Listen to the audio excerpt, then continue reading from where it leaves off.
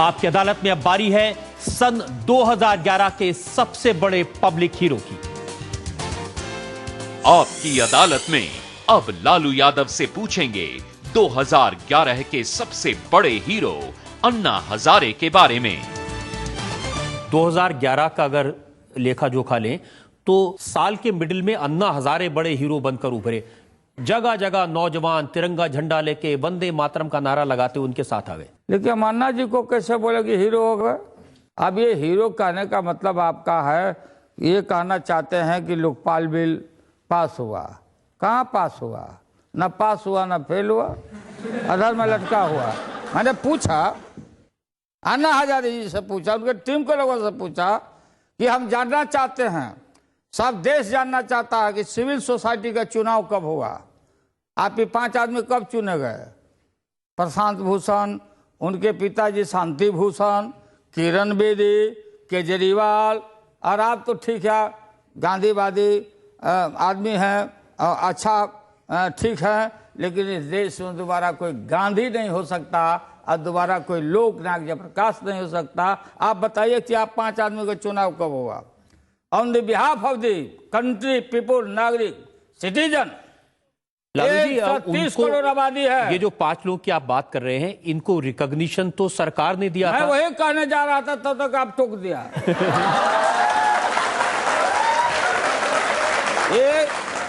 ये सारा काम सरकार ने किया। अन्ना जी का आदर हम करते हैं, गांधीवादी हैं, लेकिन इनको भी कह दिया। आप कह रहे हैं आदर करते हैं, जब वो अनशन कर रहे थे तो आपने उनका बहुत मजाक उड़ाया कि ये कोई मजाक नहीं। एक फिर हमको बदनाम करने के लिए बात, हमने ये कहा कि 73 साल का बुजुर्ग आदमी, अभी ना ठंडा के डर से बंबई चले गए थे वो, तो यहाँ सर्दी है, कारण क्या था वहां जाने का? तो सर्दी है, ठीक है। इसलिए मैंने पार्लियामेंट में कहा कि हम ऑल इंडिया अन्ना स्वास्थ्य बचाओ संघर्ष समिति हम बनाएंगे। अन्ना जी को रखना बहुत जरूरी है, उनका स्वास्थ्य का ख्याल हम लोग को करना। उनका स्वास्थ्य बहुत अच्छा, आपने देखा नहीं था राजघाट पर कितना तेज दौड़े थे वो। वही इसीलिए ना मैं बता रहा हूँ कि उनको ऐसा अमूल धरोहर हम लोग को नहीं मिलेंगे। मान लीजिए कि कल नौजवानों को हम लोग को आमरण अनशन करना है, तो हमने वही पार्लियामेंट में कहा था कि हम लोग को सीखना चाहिए कि 73 साल का वो बुजुर्ग आदमी कैसे इतना लंबा 13 दिन तक आमरण अनशन किए, और हम लोग को कल जरूरत पड़ेगा तो सीखना चाहिए। और उसी अनशन में उठ के वो टनाटन बोल भी रहे हैं, आवाज भी दे रहे हैं। शक्ति है तो हम लोग को देश के नौजवान भावी पीढ़ी के लोगों को सीखना चाहिए। अब दे दिया कि लालू यादव बोल दिया, मजाक कर दिया। नहीं, उन्होंने कहा कि ये ब्रह्मचर्य की ताकत है, वो शादी नहीं किया इसलिए उनकी ये ताकत है। और उन्होंने ये भी कहा कि जिन लोगों के 10-12 बच्चे हैं वो कैसे बताएंगे इस बात को। ठीक है, 12 बच्चे 11 बच्चे जो भी बच्चे, एक आते हैं अपने भाग से। और इसके बाद हमको ब्रह्मचारियों के विषय में खूब जानकारी है, ब्रह्मचारियों, लेकिन मैं किन्हीं का नाम लेना नहीं चाहता। बहुत सारे लोग लाचारी ब्रह्मचारी हो जाते हैं, बहुत सारे लोग। हम किसी का नाम नहीं ले रहे हैं। फिर मैं बार बार लाचारी ब्रह्मचारी को मैं देखता हूं तो मुझे मुस्कान आता है। अगर ये 2011 का साल देखें तो जितने कुंवारे हैं, अन्ना हजारे, स्वामी रामदेव, राहुल गांधी, यही सब लोग हीरो बने रहे ना, अटल बिहारी वाजपेयी। लेकिन आपको नहीं लगा ये जो 2011 था ये ऐसे लोगों का जमाना था जिन्होंने शादी नहीं की? शादी नहीं की, अब शादी अन्ना जी हैं, स्वामी रामदेव हैं। रामदेव जी को फिर उसमें जोड़े आप। ये पहले होता था बाल विवाह। देखो बाल विवाह, नौजवान लोगों 13 साल 12 साल में शादी हो जाते थे। सिंदूरदान भी कर रहा दूल्हा, तो पता नहीं कि कहाँ सिंदूरदान कर रहा है। कपड़ा पर्दा रहता था कन्या के सामने, गौना होता था पहले। लड़की जब मैच्योर हो जाती थी तो गौने होते थे। हमारा गौना हुआ है, ये समझो। अब क्या हम लोगों ने देखा भी नहीं था, कोई चेहरा पहले नहीं देखा कि राबड़ी देवी का रूप रंग क्या है।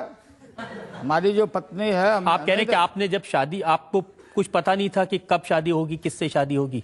ये कहाँ पता रहता है किसी को? कब शादी होगा, कैसे शादी होगा, क्या शादी होगा, लेकिन ये तो पक्का ही था कि शादी होगा। और रीति रिवाज जो हमारा संस्कृति है उसके अनुसार हम शादी किया। करना चाहिए भी लोगों को। अब बाकी आगे हम नहीं बोलेंगे, अब तो बहुत सारा विकृति आ गई है, बहुत विकृति है। उन चीज़ों का उल्लेख मैं नहीं करूंगा यहाँ पर। जो नहीं समझेगा उल्टा बोलेगा लालू ऐसा बोल दिया। इसलिए अन्ना जी के प्रति, सभी महानुभावों के प्रति अगाध श्रद्धा है हमारा। लेकिन ये सही नहीं है कि अन्ना हजारे को अगर जेल नहीं भेजते तो शायद ये आंदोलन इतना बड़ा नहीं बनता। नहीं, जेल भेजे, जेल नहीं, जेल के गेट तक लोग ले गया था। वो निर्णय ठीक नहीं था। अपना अनशन कर रहे थे, करने देना चाहिए। और उसके बाद एक बार जेल में भेजा और अगले दिन पार्लियामेंट में प्रधानमंत्री ने कहा मैं उन्हें सैल्यूट करता हूं। बिल्कुल, प्रधानमंत्री ने सैल्यूट का बोला कि मैं सैल्यूट करता हूं। किस स्टेज में किया? अब ये जो अपने डॉक्टर साहब हैं त्रेहन जी, डॉक्टर नरेश त्रेहन, तो हम तो हमारा दोस्ती है उनसे, लेकिन ये भी देखे कि अन्ना हजारी जी का स्वास्थ्य एक दिन ठीक कर देते थे और दूसरे दिन बीपी बहुत बढ़ा देते थे। हल्ला मचा के भाई अन्ना हजारी अब मर जाएंगे, तोड़वाओ दे, कोई तरह से तोड़वाओ, किसी तरह से तोड़वाओ। तो हर लोगों ने कहा, प्रणाम करते हैं, हे महानुभाव, जान छोड़िए, प्राण बचाइए। तो अनशन टूटा, और फिर हर बात में अनशन। अरे भाई, एक अनशन का ताकत है। हम हमेशा इस्तेमाल करते करते लोग फेडअप हो जाएगा भाई, हर बात में अनशन करते रहते। ऐसी बातें कहेंगे, लोकपाल बिल पास नहीं होगा तो अन्ना हजारे फिर से बैठेंगे अनशन पे। अनशन आंदोलन करना हर आदमी का अधिकार है। अनशन से आदमी का, इंसान का स्वास्थ्य भी ठीक रहता है, सफाई रहती है, पेट की सफाई करके लोग जाते हैं बैठते हैं। ऐसे स्वास्थ्य भी बनता है, साइंटिफिक लाभ भी उससे होता है। अब करना चाहिए। अब मैं समझता हूँ कि वो आप समझ गए होंगे कि कहाँ हम बिरनी के खोता में उंगली डाल दिए।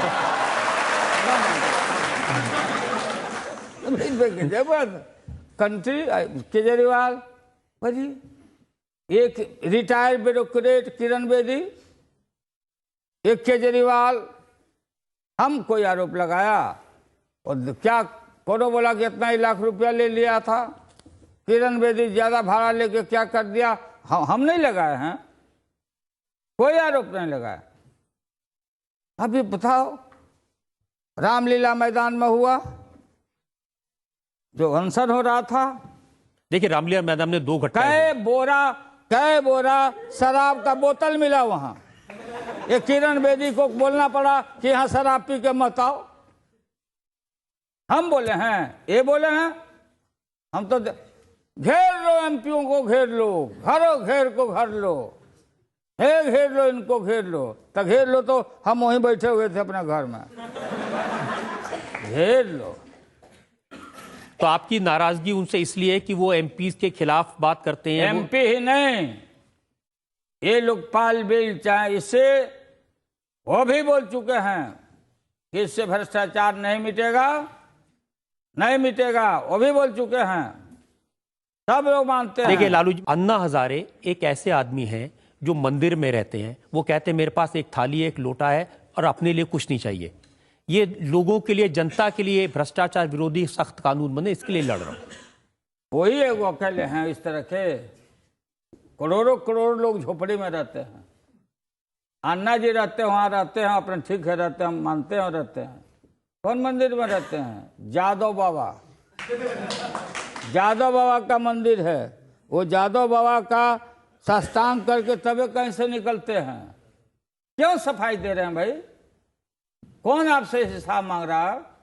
आप पार्टी बना लीजिए, आप सब खड़ा करा के आज जीत के आ जाइए, राज करिए। यहाँ बने बिल बने भले, अब बनेगा तो हमारा 4 MP बना देगा क्या? जनता से लोग पूछते हैं, आप लोग का अगर पूछना चाहते हैं। हाँ। इतना आदमी पूछोगे? ये सब लोग हैं। आप फर्स्ट रो में। हाँ। कहते हैं जब तक रहेगा समोसे में आलू, जब तक रहेगा समोसे में आलू, हमें कब तक डराएगा लालू जी ये भ्रष्टाचार का भालू? कोई भालू नहीं डराएगा। रूखा सूखा खा के नींद से सुतिए आप। देख वीरानी चौपड़ी मत ललचाओ जीव। अब बात समझ गया? अब अपना देखो, ठीक है? साईं इतना दीजिए जामे कुटुंब समाए, मैं भी भूखा ना रहूं, साधु भूखा न जाए। है प्रभु हमको इतना ही दीजिए जिससे मेरा परिवार। ये करिए। लालच ये आखिर क्या हो रहा है? जो हो रहा है, भूम मच रहा है, सब इधर उधर मिला रे के रे का रे धन रे। एक अपार्टमेंट से काम नहीं चल रहा है, 10-10 अपार्टमेंट चाहिए। आप तो जो साधु प्रवचन देते हैं उनसे भी अच्छा प्रवचन दे रहे हैं। हम कभी बढ़िया प्रवचन देते हैं, और लेकिन हम नहीं चाहते हैं कि हम इसमें इंटर करें। साधु वगैरह लोग हैं, बहुत लोग हैं, वो उनका भी स्थान अपना है। वो सब आप कह रहे हैं कि अगर आप उसमें एंटर करेंगे तो उनका बिजनेस, हाँ, थोड़ा असर पड़ेगा। अच्छा, लालू जी आपने अन्ना हजारे को निशाने पर रखा और सारे साल तीर चलाए स्वामी रामदेव पर। क्या तकरार है स्वामी रामदेव से लालू यादव की? ये लालू यादव से पूछेंगे एक ब्रेक के बाद। रामदेव स्वामी नहीं है, ये एक अच्छा ट्रेनर हो सकते हैं, PT कराने वाला, जैसे NCC में आदमी होता है।